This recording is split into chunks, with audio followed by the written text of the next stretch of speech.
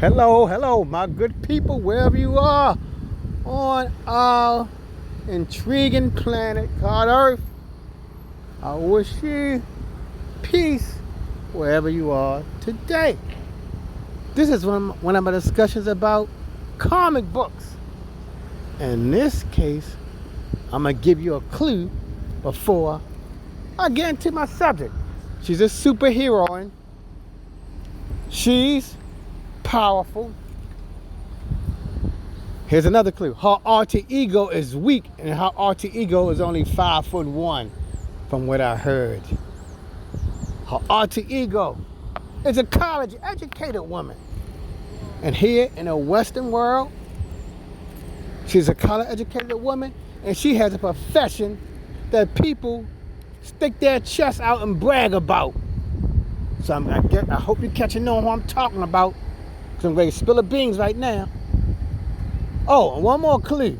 This is how you'll get it. In the comic book world, she's basically a whore. She sleeps with everybody she can get her hands on. From what I heard, she slept with Hercules. I don't know if she slept with Thor, but she gave Thor the Google eyes. She slept with Star Fox. She even slept with the Abomination Man. You see how grotesque he is? So by now, you should have an idea who I'm going to be talking about. I'm going to be talking about the sensational, the fabulous, the beautiful, the mysterious, the lovable She-Hulk. Also known as, I believe she's the first cousin of Robert Bruce Banner. And I believe, my listener, if you listen here about the She-Hulk, then you know that Robert Bruce Banner is one of the most powerful individuals on earth. Not when he's a human. Not when he's a human. When he's human, he's so-called scrawny. When he's in his alter ego, he's one of the greatest creatures on this planet. He's called the fantastic, the mighty, the powerful, savage Hulk. So, Jennifer Walters is the first cousin of Hulk. Now, in this episode, I want to be talking about personal facts about why I love the She-Hulk. Now, unfortunately, when I was a little kid in the 1980s, getting my little $10 a week allowance money, I was collecting comic books in the 80s, but I could never get my hands on a She-Hulk comic book on a regular basis because I was only in the single digits. No, I was in the double digits in the 80s. I think she came out in the 80s or the late 70s. Because, yeah, the late 70s or early 80s, one of those. But anyway, I was still a child, so I don't think they had her at my local comic book 7-Eleven or one of them little vendor stores. Because if you was born in my time, comic books, they just was not sold in specialty shops like they are today. They were sold in a drugstore. They were sold in a soda pop store. Basically, comic books were so cheap, they were sold everywhere. But here's some reason why I was fascinated by the She-Hulk. Now, in the beginning, this is why I really loved her. She had an attitude. Now, she wasn't as savage as the Hulk was, because she still retained a good portion of her intelligence. And I don't even know if She-Hulk, see, because since I said I didn't have the comic books as much as I wanted to, I don't know if she hated her Jennifer Walters persona. But I know the She-Hulk, she was called the Savage She-Hulk because she was more savage. These days, I don't think she's as savage as she once was, but I did see in some alternate editions that they mutated her even more. Wow.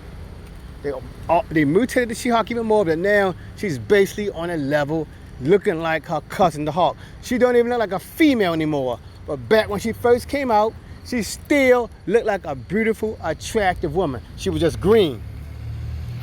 She was just green, but she was still beautiful and attractive. And I think then, in the early 80s, she ain't had no spectacular costume on. When she changed, she just had her white little garment on, her white garment, and everything else was gone. So I guess she was, if he was alive today, I guess she wouldn't probably even have no panties on. God damn.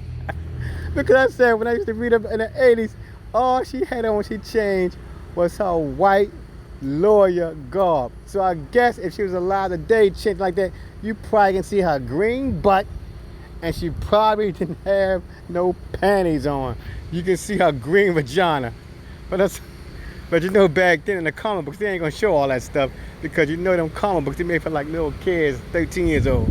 But anyway, like I was saying, back then, she was more savage. She would not play, and she did hurt you.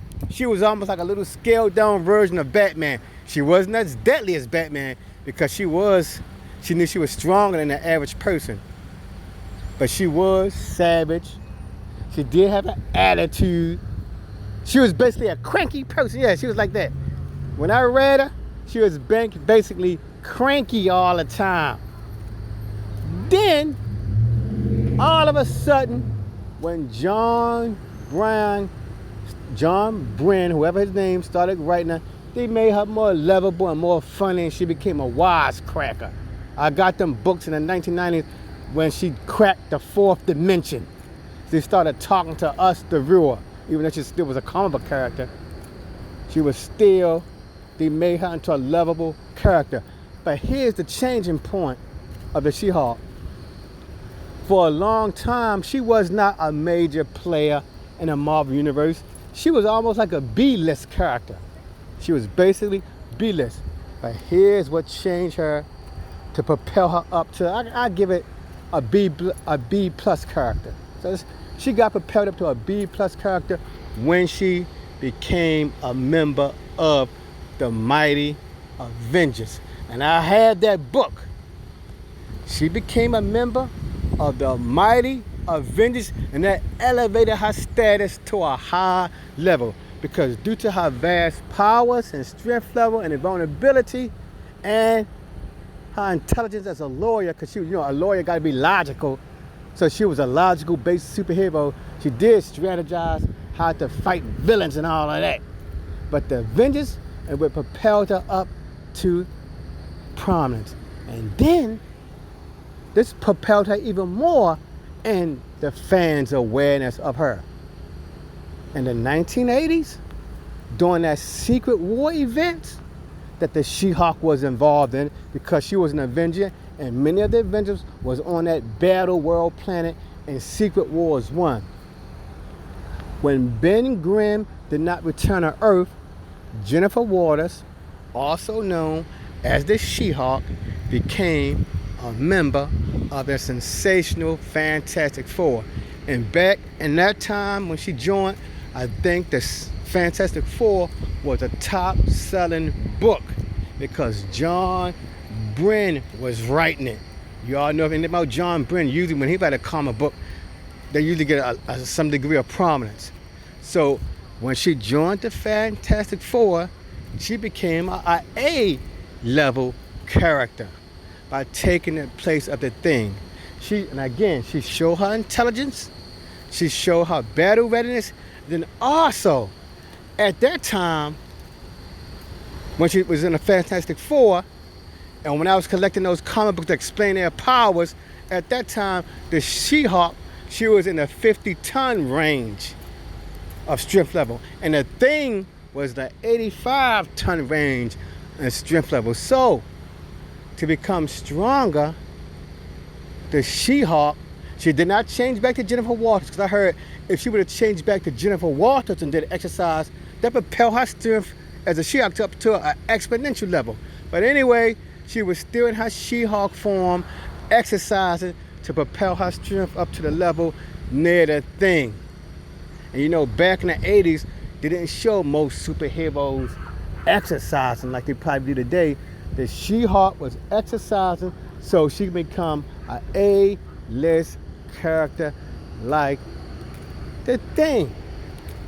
So those are some of the things, the insights I've seen about the She-Hulk.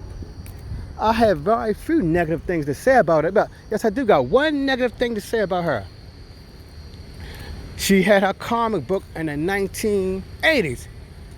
Even though I read a couple of her books, I never know if she has an established villain who she'd like to fight against. For instance, I'll give you a clue.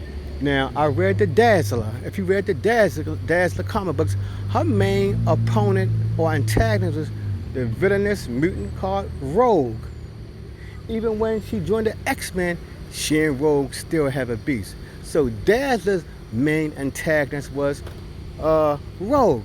But for the She-Hulk, I can't remember any standout villains for her. If anybody can tell me any standout villains for the She-Hulk, please leave your comments in the comments section. So that's my little take on the She-Hulk and my one negative point about the She-Hulk comics. Even when they redid her again with John Bryan and other editions, she never had an established villain of her own. But I think I do remember one villain she got her own. That was due to the Secret War planet. When they was on a Secret War planet, a proponent of hers became Titania. But Titania was never established in a She-Hulk book, standalone edition. She only got Titania when she was on the Secret Wars planet, and that became our main primary villain. And she don't even fight Titania a lot. She might just fight her once every 10 years. So that's my take, my people, on what I like about the She-Hulk and what I dislike about her. If you like my little discussion about the glorious She-Hulk, give me a thumbs up, please. If you would like to subscribe to hear my intake on comic book characters and comic book villains, I welcome you to subscribe. If you would like to share this for other people to know about the She-Hulk, because you do know I think the reason I did this is because I heard She-Hulk will be having her own little series soon. Please share it with anyone who you feel comfortable sharing it with. Until the next time, peace.